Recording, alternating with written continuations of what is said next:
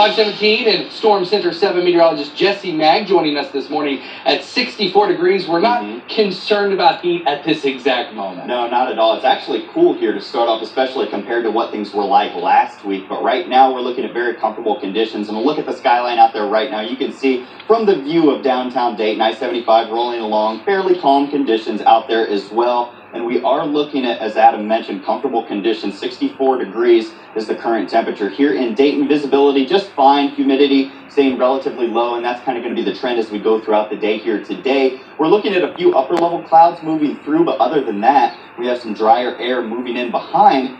Actually, off towards the west is what we're kind of paying attention to. There's a system right now in the Dakotas moving towards Minneapolis right now, but this system is going to bring us some rain as we go into possibly the overnight hours, but more into Friday, Saturday, and even into Sunday. So this system, once it makes its way over, is going to be slowing down big time, and I'll be talking about that here in just a couple minutes. As we move forward here, temperatures around the Dayton area staying a little bit warmer than those around on the outside, I should say. 64 degrees, as I mentioned, is what we're looking at here in Dayton right now, but if you go to Bellbrook, about 60 degrees, Arcanum, 57 degrees, so cooler if you're outside of the city limits out there right now. And we do have an air quality alert issued for Warren and Butler counties right now. Staying towards the south, that's going to be lasting throughout the day. The air just a little bit heavy as high pressure is overhead. So if you have heart or lung conditions, this is more for you. If you feel any difficulty breathing or don't feel well, maybe try to step back inside. So as I mentioned, for Friday, we do have the chance for thunderstorms, and some of those even do have the chance to be severe. So we're paying close attention to this.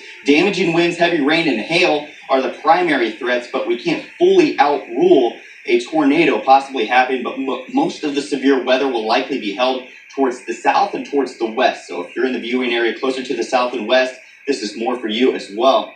Futurecast is showing, taking a look, starting at 6 a.m., we begin to see that moisture moving in to the viewing area here. And as we go into the morning hours, we're gradually going to see showers and thunderstorms moving through. This is not the severe part we're necessarily looking at just yet. It's once we get a little bit later in the day. Once we're into the afternoon, we see the next batch begin to move through, possibly some pockets of sunshine kind of fueling these. And it's into the early to mid-evening hours where we really see things firing up. Right now, we're showing a strong boa that looks like it could be forming by the time we get into the middle evening hours and continuing to move through. Things should be calming down once we lose some of that sunlight heating, but still the possibility for some of these showers and storms to remain severe even after sunset.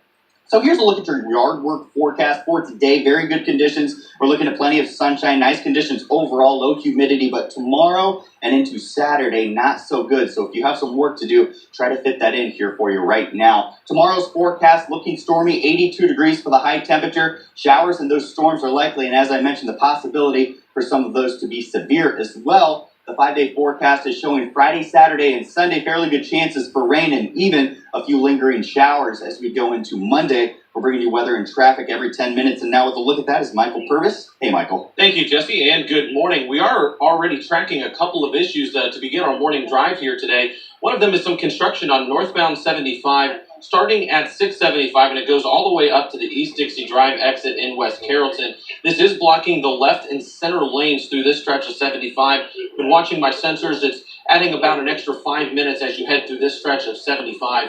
Typically, this construction ends around 6 a.m. Haven't exactly heard when they plan on finishing up, and that's something I'll continue to monitor throughout the morning. Also, just took a report a few moments ago. We have a crash in Beaver Creek, reported on Indian Ripple, right in front of the green, actually. It's actually just to the east of 675. I'm Michael Purvis, WHIO Team Traffic. Michael, thank you. It is 521, 64 degrees. Dayton Public Schools will be at Courthouse Square today with a school bus. You can help out children who need school supplies. Also, one local organization put on its 100th presentation in Springfield this week. How the Clark County Solid Waste District is teaching children to reduce, reuse, and recycle.